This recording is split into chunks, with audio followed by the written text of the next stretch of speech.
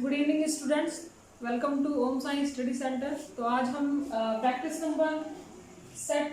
Set आपका जो 5 है उसके बारे में डिस्कस करेंगे, उसके क्वेश्चन डिस्कस करेंगे और ये आपका नेक्स्ट यूनिट का है। तो आइए स्टार्ट करते हैं क्वेश्चंस। देखिए ये मॉलिक्यूलर बेसिस ऑफ इनहेरिटेंस का क्वेश्चन है। मॉलिक्यूलर बेसिस ऑफ इनहेरिटेंस आपने पढ़ रखा होगा, तो उसके कुछ क्वेश्चंस हैं, साथ ही साथ सब्जेक्टिव क्वेश्चंस भी हैं। तो सबसे पहला क्वेश्चन क्या है? सबसे पहला क्वेश्चन है in a DNA strand the nucleotide are linked together by. Options दिए हैं। ऑप्शन नंबर ए है ग्लाइकोसिडिक बॉन्ड, बी है आपका फॉस्फोडाइएस्टर बॉन्ड, सी है पेप्टाइड बॉन्ड। पेप्टिक नहीं होगा यहाँ पे, पेप्टाइड होगा। आप करेक्शन कर लीजिएगा, ठीक है, करेक्शन आपको कर लेना है। पेप्टाइड होगा यहाँ पे, पेप्टाइड बॉन्ड, और डी है आपका हाइड्रोजन बॉन्ड। तो यहाँ पे देखिए क्या रहा है क्वेश्चन में कि जो डीएनए स्ट्रैंड होता है उसके जो न्यूक्लियोटाइड्स लिंक्ड होते हैं आपस में, इसमें कौन सा बॉन्ड होता है? तो पहली बात तो आपको पता होना चाहिए न्यूक्लियोटाइड होता कैसे। तो न्यूक्लियोटाइड की अगर हम बात करें तो देखिए यहाँ पे डीएनए के जो स्ट्रैंड्स होते हैं, डीएनए के स्ट्रैंड का जो कॉम्पोजिशन होता है वो 3 एलिमेंट से होता है, 3 से होता है। पहला इसमें क्या होता है? पहला होगा आपका शुगर, ठीक है, शुगर होता है। दूसरा होता है आपका nitrogenous base, Nb means nitrogenous bases, ठीक है। नाइट्रोजनस बेसिस के साथ साथ क्या होता है? फॉस्फेट ग्रुप होता है। तो यहाँ पे sugar, nitrogenous base, phosphate group, ये मिलके क्या बनाता है? न्यूक्लियोटाइड बनाता है। क्या बनाता है? न्यूक्लियोटाइड। तो ये आपका क्या कहलाएगा? एक न्यूक्लियोटाइड कहलाएगा। तो यही न्यूक्लियोटाइड की जो बात की जा रही है ये क्या है? ये शुगर, नाइट्रोजनस बेस और फॉस्फेट जो ग्रुप होते हैं वो क्या बनाते हैं? न्यूक्लियोटाइड्स का फॉर्मेशन करते हैं। अब देखिए क्या रहा है कि जो न्यूक्लियोटाइड आपस में लिंक रहता है, मींस ये एक न्यूक्लियोटाइड बना रहा है। अब बहुत सारे जो न्यूक्लियोटाइड है वो आपस में लिंक रहते हैं। किस बॉन्ड से लिंक रहते हैं? ध्यान दीजिएगा, यहाँ पे एक न्यूक्लियोटाइड ये रहा, ठीक है, दूसरा न्यूक्लियोटाइड ये है, तीसरा न्यूक्लियोटाइड ये है, ठीक है। अब ये जिस बॉन्ड से अटैच होते हैं उस बॉन्ड का नाम बताना है। तो देखिए होता क्या है यहाँ पे न्यूक्लियोटाइड की अगर हम बात करें तो ये देखिए यहाँ पे जैसे डीएनए का एक रफ स्ट्रैंड मैंने बनाया है, रफ डायग्राम बनाया है। तो यहाँ पे फॉस्फेट शुगर, ठीक है। ये जो स्ट्रैंड्स होते हैं ये फॉस्फेट और शुगर के बने होंगे, और ये जो स्ट्रैंड फॉस्फेट और शुगर के बने होते हैं ये आपस में लिंक होते हैं, ठीक है। वाइंड होते हैं। वाइंड किसकी मदद से होते हैं? वाइंड होते हैं नाइट्रोजनस बेसिस की मदद से। नाइट्रोजनस बेसिस में 4 तरह के नाइट्रोजनस बेसिस होते हैं। डीएनए में 4 टाइप के, एक होता है एडेनिन, ग्वानिन, साइटोसिन और thymine. Adenine always bind with क्या? थाइमिन। एडेनिन हमेशा थाइमिन के साथ बाइंड होता है, और जो ग्वानिन होता है वो हमेशा साइटोसिन के साथ क्या होगा? बाइंड होगा। तो यहाँ पे देखिएगा, ध्यान देना है आपको। यहाँ पे देखिए फॉस्फेट शुगर, ठीक है, इन दोनों के बीच में क्या है? लिंकेज है। फॉस्फेट शुगर आपस में अटैच है। साथ ही साथ यहाँ पे क्या है? फॉस्फेट शुगर के साथ साथ यहाँ पे नाइट्रोजनस बेसिस भी है। तो यहाँ पे फॉस्फेट शुगर जो होता है, फॉस्फेट और शुगर आपस में अटैच है। यहाँ पे ध्यान दीजिएगा आप, फॉस्फेट और जो शुगर है वो इसके बीच में बॉन्ड लगने वाला बॉन्ड होता है उसको हम क्या बोलते हैं? Ester bond. क्या बोलते हैं? एस्टर बॉन्ड बोलते हैं, ठीक है। अब देखिए क्योंकि यहाँ पे फॉस्फेट है, ठीक है, कितने फॉस्फेट हैं? देखिए 2 फॉस्फेट है और एक शुगर है। तो 2 फॉस्फेट है, इसलिए हम क्या लिखेंगे यहाँ पे डाई लिख सकते हैं, इसको डाई। और क्योंकि फॉस्फेट है तो फॉस्फेट के लिए यहाँ पे फॉस्फो टर्म का यूज करेंगे, फॉस्फो, ठीक है, फॉस्फो। तो यहाँ पे क्या आ जाएगा? Phosphodiester bond. तो यहाँ पे जो लिंकेज है, यहाँ पे लिंक्ड जो है ये न्यूक्लियोटाइड वो किस बॉन्ड से है? Phosphodiester bond. यहाँ पे देखिए ऑप्शन में फॉस्फोडाइएस्टर बॉन्ड दिया हुआ है, देख लीजिए। यहाँ पे पहला दिया हुआ है ग्लाइकोसिडिक बॉन्ड, दूसरा दिया हुआ है फॉस्फोडाइएस्टर बॉन्ड, पेप्टाइड बॉन्ड और हाइड्रोजन बॉन्ड। ग्लाइकोसिडिक बॉन्ड होगा नहीं, ठीक है। फॉस्फोडाइएस्टर बॉन्ड जैसा कि मैंने आपको बताया क्यों है यहाँ पे। तो यहाँ पे जो करेक्ट ऑप्शन हो जाएगा वो क्या होगा? ऑप्शन नंबर बी आपका, जो कि है फॉस्फोडाइएस्टर बॉन्ड। पेप्टाइड बॉन्ड भी यहाँ पे एलिमिनेट हो जाएगा, और हाइड्रोजन बॉन्ड भी क्या है यहाँ पे? गलत है, ठीक है। हाइड्रोजन बॉन्ड जो लगे होते हैं वो एडेनिन और थाइमिन मींस नाइट्रोजनस बेसिस के बीच में लगे होते हैं। पेप्टाइड बॉन्ड वो बॉन्ड होता है जो कि प्रोटीन को जोड़ेगा, ठीक है। अमाइनो एसिड्स को जोड़ने वाला, लिंक करने वाला जो बॉन्ड होता है उसको पेप्टाइड बॉन्ड कहते हैं। ठीक है, यहाँ पे ग्लाइकोसिडिक जो बॉन्ड होता है ओनली शुगर को अटैच करेगा। ठीक है, तो क्लियर हो गया यहाँ पे। तो न्यूक्लियोटाइड को लिंक करने वाला, ठीक है, जो बॉन्ड लगता है वो कौन सा बॉन्ड होगा? फॉस्फोडाइएस्टर बॉन्ड होगा। समझ में आया? आइए नेक्स्ट क्वेश्चन में।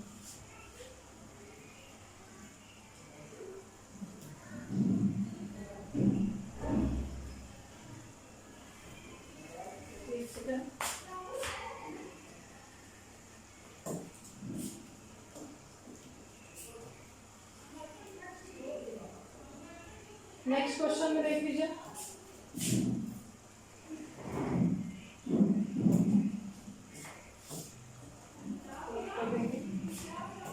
हाँ, तो नेक्स्ट क्वेश्चन क्या कह रहा है? नेक्स्ट क्वेश्चन है a nucleoside differ from a nucleotide it lack the। देखिए यहाँ पे बहुत अच्छा क्वेश्चन है।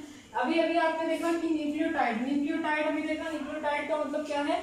न्यूक्लियोटाइड का मतलब है फॉस्फेट। ठीक है, फॉस्फेट ग्रुप होगा, शुगर होगा और नाइट्रोजनस बेस। तो यहाँ पे शुगर, फॉस्फेट ग्रुप, शुगर, ठीक है, समझ में आ रहा है आप लोगों को?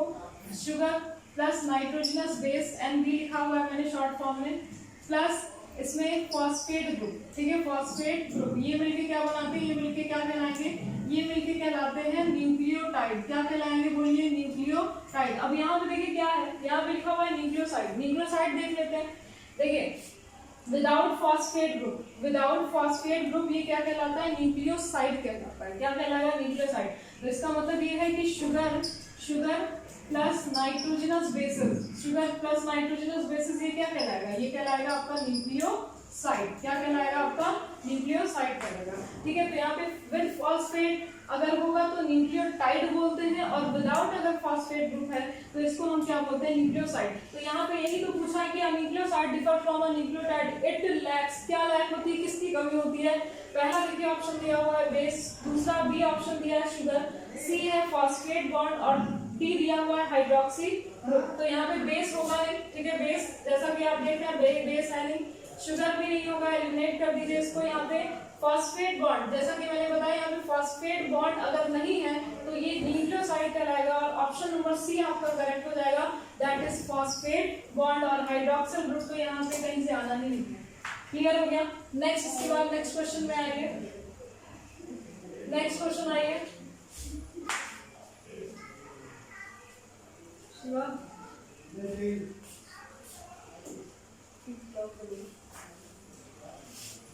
देखिए नेक्स्ट क्वेश्चन है, question number 3, the net electric charge on DNA and histone is.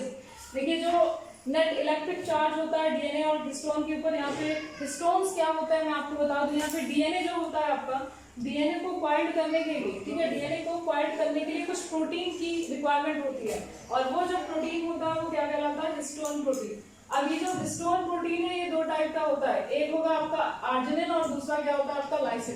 क्या होगा? आर्जिनिन और लाइसिन। तो यहाँ पे जो प्रोटीन्स है हिस्टोन प्रोटीन ये दो टाइप के होंगे, एक होगा आपका आर्जिनिन और दूसरा क्या होता है आपका लाइसिन। ठीक है, और ये दोनों क्या होते हैं? पॉजिटिवली चार्ज होते हैं। क्या? Positively charge. ठीक है, ध्यान रखिए पॉजिटिव चार्ज होता है इसमें। और अगर हम बात करें डीएनए, तो डीएनए जो होता है वो नेगेटिवली चार्ज होता है। क्यों होता है? क्योंकि इसमें फॉस्फेट ग्रुप होगा। बिल्कुल सही, ठीक है, फॉस्फेट ग्रुप होगा और ये क्या होता है? नेगेटिव चार्ज होता है। तो इसमें देखिए पूछ रहा है कि the net electric charge on DNA and histone protein. ये डीएनए और हिस्टोन प्रोटीन क्या होते हैं? हिस्टोन प्रोटीन्स जिसमें आर्जिनिन और लाइसिन ये क्या करते हैं? डीएनए को क्वाइल्ड करेंगे, डीएनए को आपस में क्या करते हैं? रैप करते हैं, और इतना ज्यादा रैप कर लेते हैं, सुपर कॉइलिंग करते हैं कि ये कंडेंस होके क्या बनाता है? क्रोमोसोम का फॉर्मेशन करेगा। और यहाँ पे देखिए जो चार्जेस इसमें प्रेजेंट होते हैं वो क्या हो जाएगा? एक तो आ गया आपका नेगेटिव और दूसरा क्या आ जाता है आपका पॉजिटिव। तो यहाँ पे ऑप्शन दिया हुआ है, देखिए ऑप्शन नंबर ए क्या दिया है? बोथ पॉजिटिव है, बिल्कुल नहीं। ठीक है, सेकंड ऑप्शन बी दिया हुआ है बोथ नेगेटिव भी नहीं है दोनों। सी ऑप्शन दिया हुआ है नेगेटिव एंड पॉजिटिव। ठीक है, नेगेटिव एंड पॉजिटिव, और डी दिया हुआ है 0। कौन सा ऑप्शन सही होगा यहाँ पे? Option number C. ठीक है, ऑप्शन नंबर सी जो कि क्या है? नेगेटिव एंड पॉजिटिव दोनों चार्जेस होंगे इस पे। ठीक है, तो यहाँ पे ऑप्शन नंबर सी आपका क्या हो जाएगा? करेक्ट हो जाएगा। आइए नेक्स्ट क्वेश्चन में।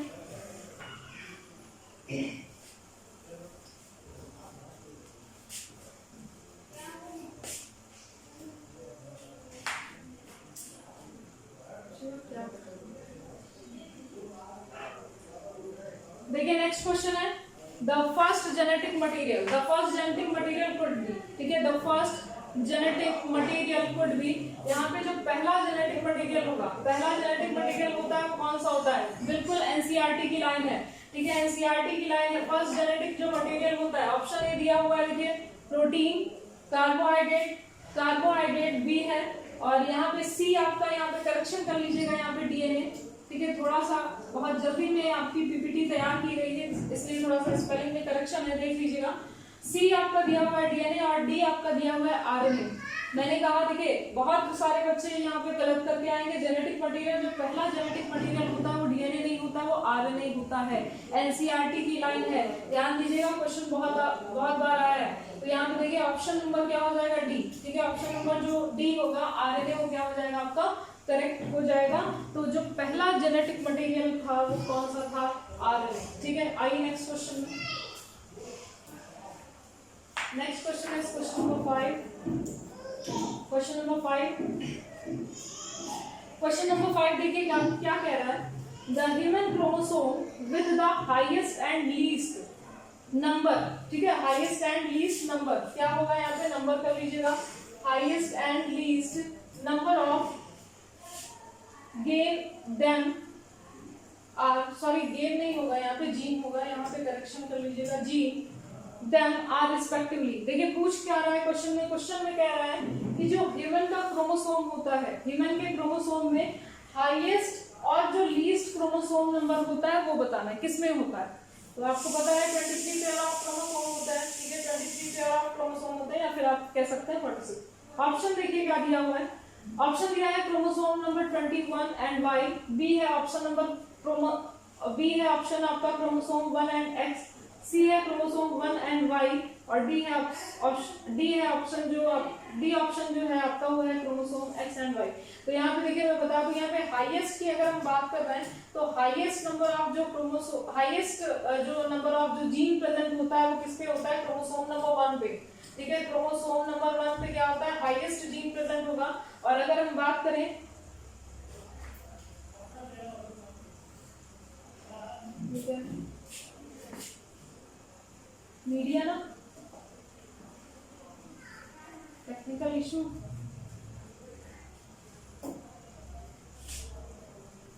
प्रैक्टिस नंबर 5, डबल क्लिक,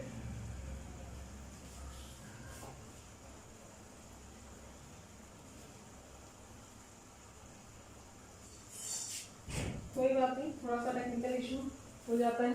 आइए देखते हैं आगे। देखिए ऑप्शन नंबर, देखिए मैं बता रही थी, देखिए ह्यूमन क्रोमोसोम में जो हाईएस्ट नंबर ऑफ जो जीन प्रेजेंट होता है, हाईएस्ट नंबर ऑफ जीन की अगर हम बात करें तो वो कहाँ पे प्रेजेंट होगा, हाईएस्ट नंबर ऑफ जो जीन प्रेजेंट होता है, देखिए याद रखिएगा 1 पे प्रेजेंट होगा, कहाँ पे, 1 पे, ठीक है, क्रोमोसोम नंबर 1 पे highest number of gene present होगा। और अगर हम बात करें वाई की, ठीक है, क्रोमोसोम नंबर वाई की, ठीक है, क्रोमोसोम वाई की, तो वाई में क्या होता है, ये लीस्ट प्रेजेंट होता है, सबसे कम प्रेजेंट होगा। क्या ऑप्शन दिया हुआ है इसमें, बिल्कुल दिया हुआ है, क्रोमोसोम 1 एंड वाई दिया हुआ है, ऑप्शन नंबर सी। तो आपका कौन सा ऑप्शन करेक्ट हो जाएगा, ऑप्शन नंबर सी। क्लियर हो गई बात, आगे आइए नेक्स्ट क्वेश्चन, क्वेश्चन नंबर 6 है, क्वेश्चन नंबर 6 देखिए क्या रहा है, next question, who amongst the following scientist has no contribution in the development of the double helix model, यहाँ पे मॉडल होगा, ठीक है, स्पेलिंग करेक्ट कर लेंगे, यहाँ पे model for the structure of DNA, ठीक है, स्ट्रक्चर ऑफ डीएनए। तो यहाँ पे देखिए ऑप्शन नंबर ए दिया है रोजलैंड फ्रैंकलिन, बी दिया हुआ है मॉरिस विल्किंस, एंड सी दिया है एडविन चार्गॉफ, एंड डी दिया हुआ है मेसेल्सन एंड स्टार। तो यहाँ पे देखिए जो एक्सपेरिमेंटल प्रूफ दिया गया था, ठीक है, एक्सपेरिमेंटल प्रूफ दिया गया था वो आपका दिया था मेसेल्सन एंड स्टार ने, किसने, मेसेल्सन एंड स्टार ने। तो यहाँ पे देखिए कह रहा है कंट्रीब्यूशन जिसका नहीं था वो किसका नहीं था, मेसेल्सन एंड स्टार का, क्योंकि इन्होंने क्या किया था, सेमी कंजर्वेटिव मेथड का प्रूफ दिया था। तो यहाँ पे इसको जानते भी रहेंगे कि कौन से साइंटिस्ट जो कि एक्सेप्शन में है और जो नहीं है उनका रोल क्या था। तो यहाँ पे इन्होंने सेमी कंजर्वेटिव मेथड का एक्सपेरिमेंटल प्रूफ दिया था, जिनका रोल डबल हेलिक्स मॉडल में बिल्कुल भी नहीं था। ठीक है, नेक्स्ट क्वेश्चन पे आता है। नेक्स्ट क्वेश्चन है आपका क्वेश्चन नंबर 6। आ जाइए क्वेश्चन नंबर 6 पे आएंगे। देखिए 7 देखिए क्वेश्चन नंबर 7 कह रहा है discontinuous scientist of DNA occurs in strand because discontinuous जो होता है यहाँ पे DNA वो किस में प्रेजेंट होता है? ऑप्शन नंबर ए है, कह रहा है DNA molecule being synthesised is very long. B है DNA dependent DNA polymerase catalyze polymerization only in one direction, that is 5 prime to 3 prime end, और यहाँ पे it is a more efficient process। और D option दिया है has to have rolled DNA ligase। यहाँ पे थोड़ा सा स्पेलिंग में करेक्शन है। देखिए यहाँ पे पहली बात तो यहाँ पे साइंटिस्ट नहीं होगा, यहाँ पे सिंथेसिस होगा। ठीक है, सिंथेसिस। ठीक है, बहुत ही जल्दी में आपकी पीपीटी तैयार की गई है, इसलिए थोड़ा सा स्पेलिंग की यहाँ पे दिक्कत है, इसको करेक्ट करते चलेंगे। तो डिसकंटिन्यूअस सिंथेसिस है। ठीक है, डिसकंटिन्यूअस सिंथेसिस ऑफ डीएनए है, किसमें अगर होता है वन स्ट्रैंड, बिकॉज यहाँ पे ऑप्शन नंबर बी आपका सही होगा, जो कि है आपका डीएनए डिपेंडेंट डीएनए। ठीक है, polymerase catalyse polymerisation only in one direction, जो कि ओनली एक ही डायरेक्शन में क्या करेगा, काम करेगा, जो कि है आपका 5 प्राइम टू 3 प्राइम एंड। ठीक है, तो ऑप्शन नंबर बी क्या हो जाएगा आपका, करेक्ट हो जाएगा। ठीक है, ऑप्शन नंबर बी क्या हो जाएगा आपका, करेक्ट हो जाएगा। कोई डाउट? आइए नेक्स्ट क्वेश्चन में। नेक्स्ट क्वेश्चन है क्वेश्चन नंबर 8। क्वेश्चन नंबर 8 में आएंगे। देखिए कह रहा है next question, which of the following step in transcription is catalyzed by RNA polymerase? Again correction, ये polymerase होगा। ठीक है, एस polymerase। देखिए कह रहा है कि which of the following steps in transcription is catalyzed by RNA polymerase? देखिए कौन सा ऐसा प्रोसेस है जिसमें जो RNA polymerase होता है जिसमें कैटेलाइजेशन होता है? तो ऑप्शन नंबर ए है इनिशिएशन, बी है आपका इलॉन्गेशन, सी है आपका टर्मिनेशन, और डी है आपका ऑल ऑफ द अबव। क्या पूरे ऑप्शन सही होंगे? देखिए बहुत ही अच्छा क्वेश्चन है। देखिए इनिशिएशन, देखिए क्वेश्चन पहले समझना है, क्वेश्चन में क्या कह रहा है। आरएनए पॉलीमरेज, एक सेकंड, जो ट्रांसक्रिप्शन होता है, ट्रांसक्रिप्शन जानते हैं, ट्रांसक्रिप्शन क्या है? ट्रांसक्रिप्शन का मतलब होता है कि डीएनए से आरएनए में कन्वर्ट होना। तो जो ट्रांसक्रिप्शन है, ट्रांसक्रिप्शन की प्रोसेस में क्या होता है, ये डीएनए जो होता है वो क्या हो जाएगा आपका आरएनए में कन्वर्ट हो जाएगा। और इसमें जो प्रोसेस होगी, देखिए ट्रांसक्रिप्शन में क्या होगा, ये जो प्रोसेस होगा इसमें इनिशिएशन भी होगा, इलॉन्गेशन भी होता है और टर्मिनेशन भी होता है। इनिशिएशन मींस स्टार्टिंग, इलॉन्गेशन मतलब एक्सटेंशन होना, और टर्मिनेशन का मतलब क्या होता है, एंड होना। तो तीनों ही क्या होते हैं, ऑप्शन इसमें सही होते हैं, क्योंकि तीनों स्टेप इसमें इन्वॉल्व होगा। ट्रांसक्रिप्शन की प्रोसेस में तीनों स्टेप इन्वॉल्व होता है, इनिशिएशन भी होना है, इलॉन्गेशन भी होना है और टर्मिनेशन भी होना है। तो तीनों ऑप्शन अगर सही है तो आपका तीनों ऑप्शन के हिसाब से कौन सा ऑप्शन सही होना चाहिए? Option number D, that is क्या हो जाएगा, all of the above. Clear होगी बात? आइए नेक्स्ट क्वेश्चन में। नेक्स्ट क्वेश्चन में आएंगे। देखिए नेक्स्ट क्वेश्चन है आपका, control of gene expression take place at the level of. जो कंट्रोल ऑफ जीन होता है, जीन एक्सप्रेशन इन यहाँ पे यूकैरियोट होगा। ठीक है, कंट्रोल ऑफ जीन एक्सप्रेशन देख लीजिएगा यहाँ पे, control of gene expression in prokaryote. ठीक है, इन प्रोकैरियोट होगा। इसमें कौन सा ऐसा जीन है, जीन का जो एक्सप्रेशन होता है वो प्रोकैरियोट में किस लेवल तक इसको कंट्रोल किया जाता है? तो यहाँ पे देखिए ऑप्शन क्या दिया हुआ है, ऑप्शन दिया हुआ है यहाँ पे डीएनए रेप्लिकेशन, बी दिया है ट्रांसक्रिप्शन, सी दिया हुआ है ट्रांसलेशन, और डी दिया है नन ऑफ द अबव। ठीक है, डी दिया हुआ है क्या, नन ऑफ द अबव। तो यहाँ पे ट्रांसक्रिप्शन सही होगा। जो कंट्रोल ऑफ जीन होता है, जीन का एक्सप्रेशन होता है इन प्रोकैरियोट, वो क्या होता है, ट्रांसक्रिप्शन होगा। क्या हो जाएगा आपका ऑप्शन, ट्रांसक्रिप्शन। ऑप्शन क्या हो जाएगा, करेक्ट हो जाएगा। नेक्स्ट क्वेश्चन में चलते हैं, क्वेश्चन नंबर 10। क्वेश्चन नंबर 10 है आपका, देखिए क्वेश्चन नंबर 10 है, क्या कह रहा है question, with regard to mature mRNA. बहुत अच्छा क्वेश्चन है, ट्रांसक्रिप्शन से रिलेटेड है। अभी जो क्वेश्चन आया था ट्रांसक्रिप्शन उसी से रिलेटेड है। तो with regard to mature mRNA in eukaryote, देखिए मैच्योर एमआरएनए जो होता है इसके रिगार्डिंग कौन सा ऑप्शन सही होगा, ट्रांसक्रिप्शन की प्रोसेस में है ये क्वेश्चन। ऑप्शन नंबर ए देख लीजिए, कह रहा है exon and intron do not appear in the mature RNA. Option number B दिया हुआ है exon appear but intron do not appear in the mature RNA. Option number C कह रहा है कि intron appear but exon do not appear in the mature RNA. और D कह रहा है कि both exon and intron appear in the mature RNA. तो मैं आपको यहाँ पे बता दूं, यहाँ पे जब भी ट्रांसक्रिप्शन की प्रोसेस होती है तो देखिएगा ट्रांसक्रिप्शन की प्रोसेस में है ये क्वेश्चन, ट्रांसक्रिप्शन का क्वेश्चन है, तो डीएनए से आरएनए में कन्वर्ट होना, डीएनए का कन्वर्जन आरएनए में होना, ये क्या कहलाता है, ट्रांसक्रिप्शन कहलाता है। ठीक है, अब होता क्या है जब इसको मैच्योर आरएनए फॉर्म करना होता है तो मैच्योर आरएनए बनाने के लिए यहाँ पे देखिए जब ये आरएनए फॉर्म करता है तो पहले इमेच्योर बनता है। इमेच्योर आरएनए बनेगा जिसमें क्या होता है, दो चीजें होती है, एक होता है एक्सॉन और दूसरा क्या होता है इंट्रॉन।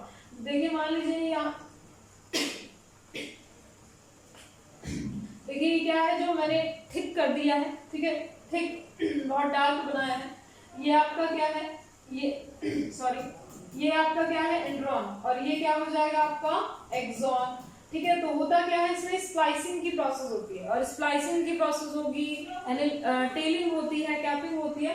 स्प्लाइसिंग में होता क्या है कि इंट्रॉन जो बना है एमआरएनए ये जो बना है ये इमेच्योर है अभी, और इंट्रॉन यहाँ पे ये जो बना है वो नॉन फंक्शनल है, तो ये इंट्रॉन को स्प्लाइसिंग के थ्रू कट करके निकाल दिया जाता है, स्प्लाइसिंग के थ्रू कट करके निकाल दिया जाता है, ये यहाँ से रिमूव हो जाता है और बचता क्या है सिर्फ एक्सॉन। एक्सॉन क्योंकि फंक्शनल है, तो जब ये मैच्योर आरएनए बनाता है तो मैच्योर आरएनए में एंट्रॉन को तो निकाल दिया, क्या बचा यहाँ पे एक्सॉन बचा, तो ये जो एक्सॉन होता है वो फंक्शनल होता है और यही क्या कहलाता है, मैच्योर आरएनए कहलाएगा।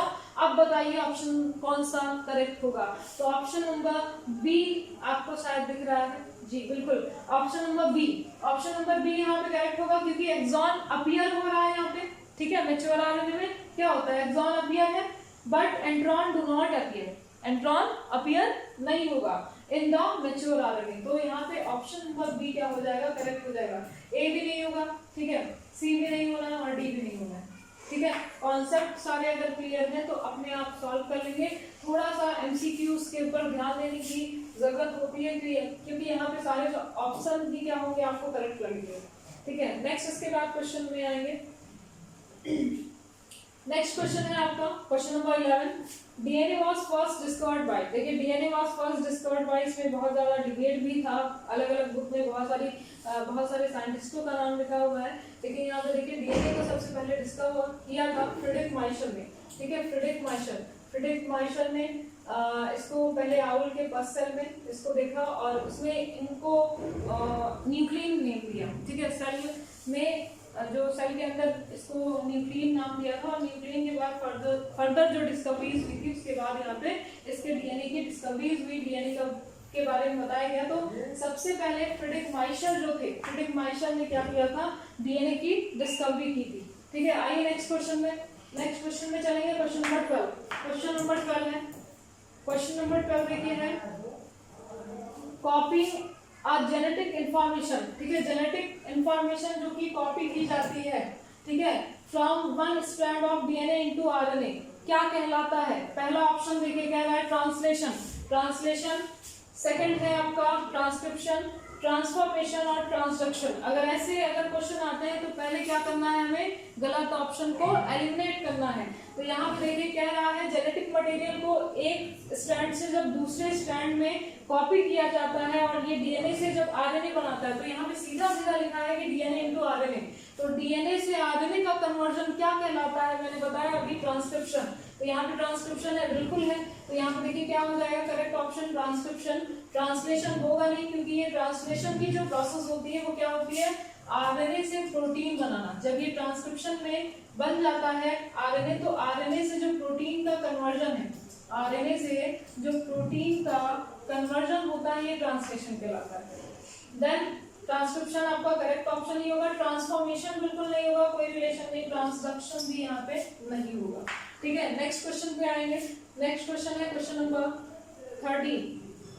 क्वेश्चन नंबर 13 देख लीजिए, क्वेश्चन नंबर 13 कह रहा है the portion of DNA which contains information for an entire polypeptide is called, वो पोर्शन डीएनए का जो कि एंटायर पॉलीपेप्टाइड की इंफॉर्मेशन को कंटेन करता है क्या होगा, सिस्ट्रॉन, म्यूटॉन, म्यूटेंट, रिकॉन और ओपरॉन। ठीक है, यहाँ पे देखिए आपका, हाँ ये आपका म्यूटेंट तो बिल्कुल नहीं होगा, ठीक है, रिकॉन सुना नहीं है आपने, ओपरॉन सुना है लेकिन ये इससे कोई भी रिलेशन नहीं। ओपरॉन ऑपरेटर मतलब कंट्रोलर, तो इसका कोई रिलेशन नहीं। यहाँ पे सिस्ट्रॉन जो होता है ये पॉलीपेप्टाइड की जो चेन्स होती है, पॉलीपेप्टाइड की जो इन्फॉर्मेशन होती है उसको क्या करेगा, कंटेन करके रखेगा। तो यहाँ पे देखिए क्या है, सिस्ट्रॉन। ठीक है, सिस्ट्रॉन होगा। नेक्स्ट इसके बाद नेक्स्ट क्वेश्चन है क्वेश्चन नंबर 14। क्वेश्चन नंबर 14 देखिए क्या कह रहा है, इनिशिएशन कोडॉन और फॉर मेथियोनिन। ठीक है, जेनेटिक कोड का क्वेश्चन है ये, जेनेटिक कोड का क्वेश्चन है, बहुत ज्यादा पूछा जाता है। ठीक है, सबसे ज्यादा जो जेनेटिक कोड में जो पूछा जाने वाला क्वेश्चन है वो यही है। ठीक है, कि मेथियोनिन की कोडिंग क्या होती है, मेथियोनिन जो कि स्टॉप कोडॉन है इसकी कोडिंग क्या होती है, sorry initiation codon for methionine is, तो यहाँ पे मेथियोनिन की जो कोडिंग होती है वो क्या होती है, AUG, क्या होगी, AUG, adenine, U for uracil और G फॉर क्या हो जाएगा आपका, ग्वानिन। तो ये AUG जो होता है ये आपका क्या होगा, मेथियोनिन होगा। तो यहाँ पे ऑप्शन देखिए, ऑप्शन नंबर A दिया हुआ है ट्रिपल ए, ट्रिपल ए तो किसी की भी कोडिंग नहीं होती है तो ये तो वैसे ही एलिमिनेट हो जाएगा। ट्रिपल U ये भी नहीं होगा, यहाँ पे UAA दिया हुआ है ये भी बिल्कुल नहीं होगा, यहाँ पे ये नॉनसेंस कोडॉन में होता है। और डी जो है, डी ऑप्शन दिया हुआ है AUG जो कि मेथियोनिन की कोडिंग होती है, तो ऑप्शन नंबर डी आपका करेक्ट हो जाएगा, दैट इज AUG। समझ में आया? नेक्स्ट क्वेश्चन में आइए। नेक्स्ट क्वेश्चन है क्वेश्चन नंबर 15। क्वेश्चन नंबर 15 देखेंगे, देखिए क्वेश्चन नंबर 15 क्या कह रहा है, रेट्रोवायरस। ठीक है, यहाँ पे वायरल हो गया है, इसको आपको करेक्ट कर लेना है। ठीक है, स्पेलिंग आपको करेक्ट कर लेनी है। यहाँ पे retrovirus have genetic material, retrovirus के पास कौन सा जेनेटिक मटेरियल होगा, क्या इनके पास डीएनए होता है, बिल्कुल नहीं। आरएनए, यस आरएनए होता है, आरएनए ओनली होगा। सी ऑप्शन दिया हुआ है डीएनए एंड आरएनए ओनली, और डी ऑप्शन दिया है either DNA and RNA only. ठीक है, तो यहाँ पे ऑप्शन नंबर बी करेक्ट हो जाएगा, जो कि आपका क्या होगा, आरएनए ओनली। ठीक, क्लियर हो गई बात। नेक्स्ट क्वेश्चन पे, सीधा सा क्वेश्चन है तो सीधे में आंसर आपको दे देना है, ज्यादा दिमाग लगाने की जरूरत नहीं है इसमें। ठीक है, नेक्स्ट इसके बाद क्वेश्चन है क्वेश्चन नंबर 16। क्वेश्चन नंबर 16 देखिए, ये भी बहुत सीधा सा क्वेश्चन है। कह रहा है DNA replication include, DNA replication include, DNA के रेप्लिकेशन में क्या क्या चीजें इंक्लूडेड होती है। ऑप्शन नंबर ए दिया हुआ है DNA ligase, DNA ligase, ligase क्या करता है, लिंक करने का काम करता है, जोड़ने का काम करता है।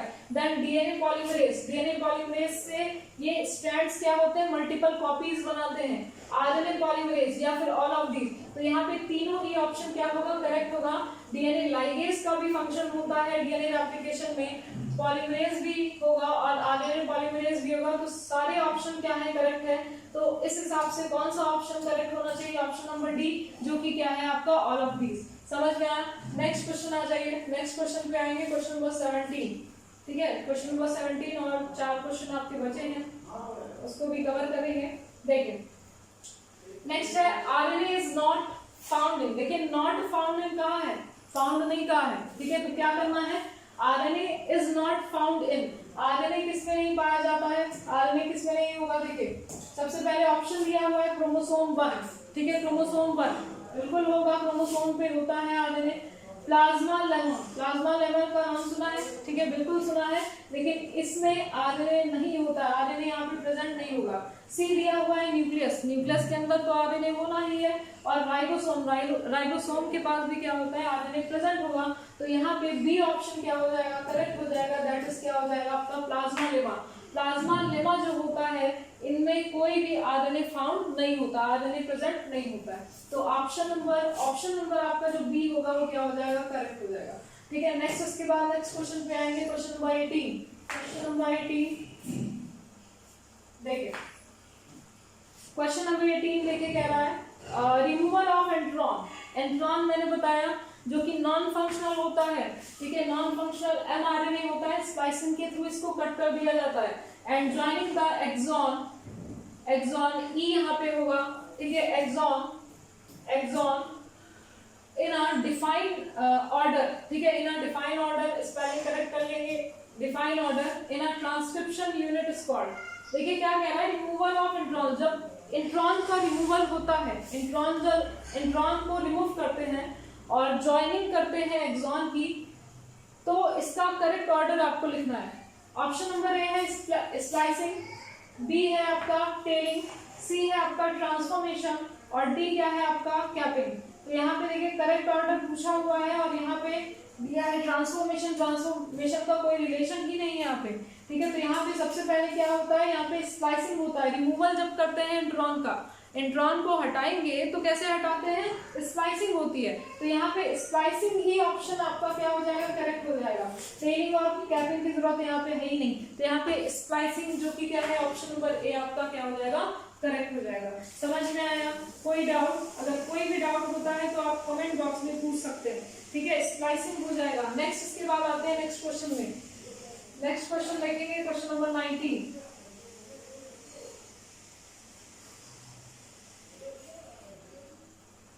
क्वेश्चन नंबर 19 देखिए क्या कह रहा, लास्ट सेकंड क्वेश्चन है, the coding segment of DNA is, the coding segment of DNA is, जो कोडिंग सेगमेंट होता है डीएनए में वो कौन सा होता है। तो यहाँ पे ऑप्शन नंबर ए है एक्सॉन, बी है रेप्लिकॉन, सी है एंट्रॉन और डी क्या है आपका म्यूटेंट। तो यहाँ पे एक्सॉन अभी अभी आपको बताया गया है इंट्रॉन और एक्सॉन के बारे में, तो बिना सोचे समझे आपके दिमाग में आ जाना चाहिए कि एक्सॉन ही क्या होगा, करेक्ट होगा, रेप्लिकॉन होगा ही नहीं, एंट्रॉन तो नॉन फंक्शनल है, होना ही नहीं है, और म्यूटेंट तो इसमें म्यूटेशन का मतलब है वो चेंजेस भी ला देगा पूरे क्रोमोसोम में, पूरे उसके सीक्वेंस में। तो यहाँ पे कोडिंग जो सेगमेंट होता है वो कौन सा होता है, एक्सॉन, ठीक है, एक्सॉन। समझ में आया? नेक्स्ट क्वेश्चन पे आएंगे।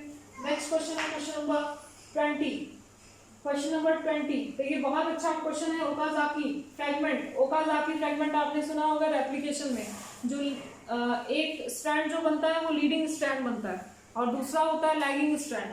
जो लैगिंग स्ट्रैंड होते हैं वो सीक्वेंस उसका कंटिन्यूअस नहीं होता है, वो डिसकंटिन्यूअस फॉर्म में होता है, तो उसके जो स्ट्रैंड छोटे छोटे होते हैं, ठीक है, उसी को हम क्या कहते हैं, ओकाजाकी फ्रैगमेंट कहते हैं। तो Okazaki is known for his contribution of the understanding of, option number देखिए ए दिया हुआ है ट्रांसक्रिप्शन, ट्रांसलेशन, डीएनए रेप्लिकेशन और डी क्या है, म्यूटेशन, ठीक है। इसका आंसर तो मेरे ख्याल से सबको आ जाना चाहिए।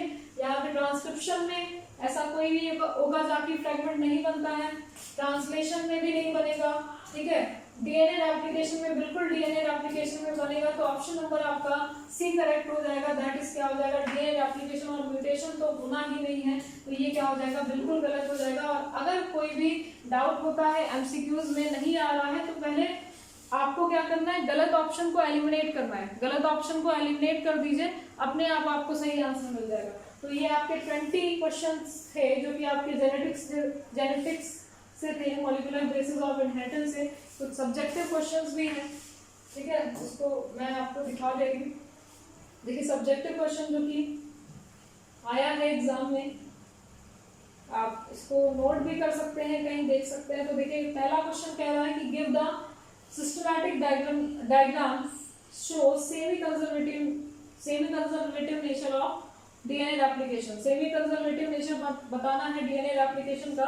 सेमी कंजर्वेटिव जो होता है, सेमी कंजर्वेटिव मेथड आपने पढ़ा होगा, जिसमें हाफ डीएनए क्या हो जाता है, कंजर्व होता है, हाफ डीएनए कंजर्व हो जाएगा, ठीक है। ये डीएनए है, ठीक है, डीएनए, अब ये डीएनए क्या करेगा, रेप्लिकेट करेगा, और जब रेप्लिकेशन करता है तो क्या होता है, पहले इसके स्ट्रैंड्स ओपन होते हैं और एक स्ट्रैंड क्या होता है, ये रीड करके, एक स्ट्रैंड जो रीड होता है उसका कॉम्प्लीमेंट्री सीक्वेंस बनता है और ये क्या होगा, न्यूली सिंथेसाइज्ड डीएनए बनेगा, न्यू डीएनए ये फॉर्म होता है। और ये पहला वाला जो होता है ये क्या है, आपका पेरेंटल डीएनए होता है, पेरेंटल डीएनए हो जाएगा। तो पेरेंटल डीएनए हाफ है यहाँ पे, ठीक है, एक स्ट्रैंड इसके कौन से है, पेरेंटल और पेरेंटल, और एक स्ट्रैंड किस कौन सा है, न्यू डीएनए। तो इसमें होता क्या है, सेमी का मतलब हाफ होता है, सेमी मीन्स हाफ, और कंजर्वेटिव मतलब कंजर्व हो जाना। तो जो पहले से आया है डीएनए, ठीक है, जो पेरेंट से आया हुआ डीएनए है वो सिर्फ हाफ ही कंजर्व होता है, हाफ कंजर्व होगा, और जो दूसरा बनेगा स्ट्रैंड वो क्या होता है, न्यूली सिंथेसाइज्ड डीएनए होता है, ठीक है। तो ये सेमी कंजर्वेटिव मेथड कहलाता है। ये आपका एक इंपॉर्टेंट क्वेश्चन था, आपको देख लेना, इसको एक्सप्लेन अच्छे से करेंगे। नेक्स्ट इसके बाद है differentiate between coding and anticodon, ठीक है, ये सेकंड क्वेश्चन है। आप स्क्रीनशॉट ले सकते हैं या फिर इसको नोट कर सकते हैं। नेक्स्ट क्वेश्चन है give an account of method used in sequencing of human genome. Human genome को तक पढ़ के जाइएगा, बहुत अच्छा टॉपिक है, ठीक है, थोड़ा थ्योरी पोर्शन है लेकिन क्वेश्चंस बहुत बनते हैं इससे, ठीक है। एचजीपी से क्वेश्चन आते हैं आपके। नेक्स्ट इसके बाद क्वेश्चन है आपका क्वेश्चन नंबर 4, डिस्कस, ठीक है, यहाँ पे डिस्कस लिखा हुआ है, ठीक है। Discuss the significance of heavy isotope of nitrogen in the Meselson and stall experiment. Meselson and stall का एक्सपेरिमेंट इसमें बताना है, ठीक है, एक्सपेरिमेंट बताएंगे। और लास्ट मेरे ख्याल से हाँ लास्ट क्वेश्चन है यहाँ पे, define the transformation in drift experiment and discuss how its help in the identification of DNA is in as genetic material, ठीक है। ग्रिफ्ट का एक्सपेरिमेंट जो माइस को लेके उन्होंने परफॉर्म किया था, उस एक्सपेरिमेंट को आपको बताना है। और 6 क्वेश्चन भी है यहाँ पे, तो यहाँ पे डिफाइन सिस्ट्रॉन और गिव एग्जांपल एंड डिफरेंशिएट, ठीक है, स्पेलिंग करेक्ट करना है, and differentiate between monocistronic and polycistronic transcription unit. Monocistronic unit जो होते हैं वो आपके यूकेरियोट्स में होते हैं, पॉली जो होता है वो आपके बैक्टीरियाज में होता है, ठीक है, बैक्टीरियाज में होता है, ठीक है, बैक्टीरिया में होगा। बस इतने ही क्वेश्चन है आपके, कुछ सब्जेक्टिव क्वेश्चन भी मैंने यहाँ पे पुट किए हैं, ठीक है। तो इसको आपको या तो स्क्रीनशॉट ले लीजिए या फिर आप इसको नोट कर सकते हैं। और अगर कोई भी डाउट हो तो आप कमेंट बॉक्स में पूछ सकते हैं। इसके बाद के जो प्रैक्टिस सेट है, क्योंकि कल आपका एग्जाम है, ठीक है, इतने ही प्रैक्टिस सेट जितने हो पाए हैं मैंने कोशिश की कराने की आपको। और जितने भी और भी आगे लेक्चर्स हैं और वीडियोज़ हैं आगे हम डिस्कस करते चलेंगे।